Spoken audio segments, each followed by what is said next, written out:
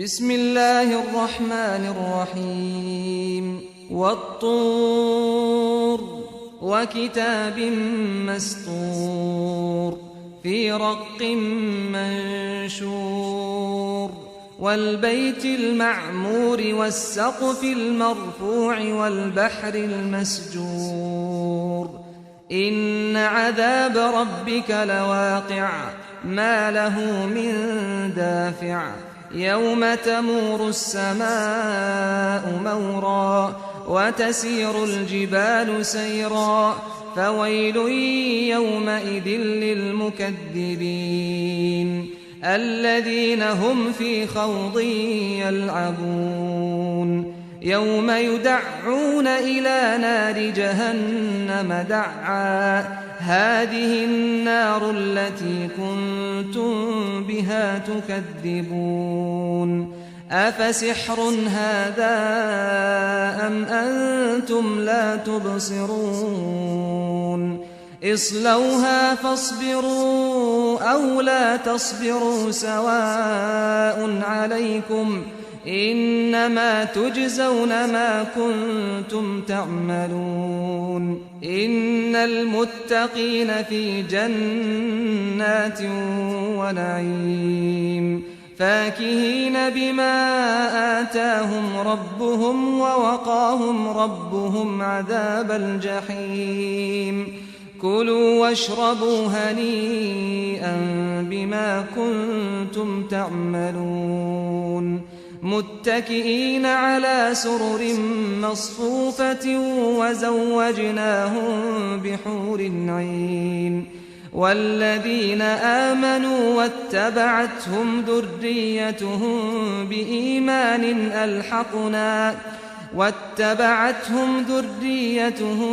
بإيمان ألحقنا بهم ذريتهم وما ألتناهم من عملهم من شيء كل امرئ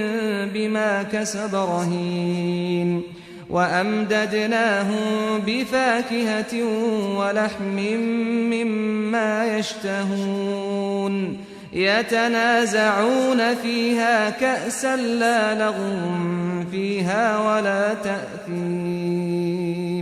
ويطوف عليهم غلمان لهم كأنهم لؤلؤ مكنون وأقبل بعضهم على بعض يتساءلون قالوا إنا كنا قبل في أهلنا مشفقين فمن الله علينا ووقانا عذاب السموم إنا كنا من قبل ندعوه إنه هو البر الرحيم فذكر فما أنت بنعمة ربك بكاهن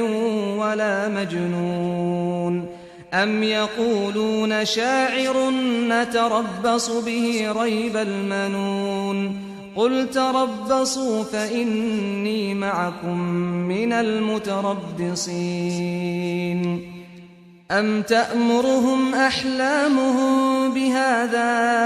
أم هم قوم طاغون أم يقولون تقوله بل لا يؤمنون فليأتوا بحديث مثله إن كانوا صادقين أم خلقوا من غير شيء أم هم الخالقون أم خلقوا السماوات والأرض بل لا يوقنون أم عندهم خزائن ربك أم هم المسيطرون أم لهم سلم يستمعون فيه فليأت مستمعهم بسلطان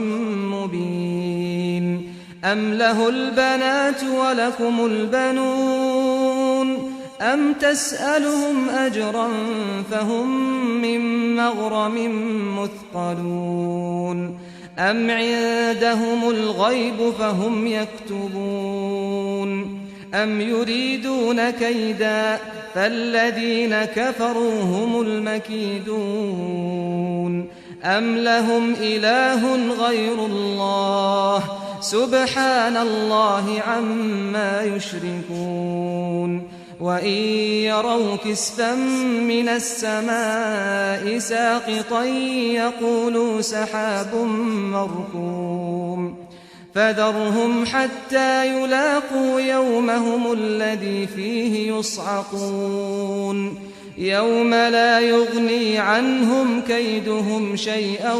ولا هم ينصرون وإن للذين ظلموا عذابا دون ذلك ولكن أكثرهم لا يعلمون واصبر لحكم ربك فإنك بأعيننا وسبح بحمد ربك حين تقوم ومن الليل فسبحه وإدبار النجوم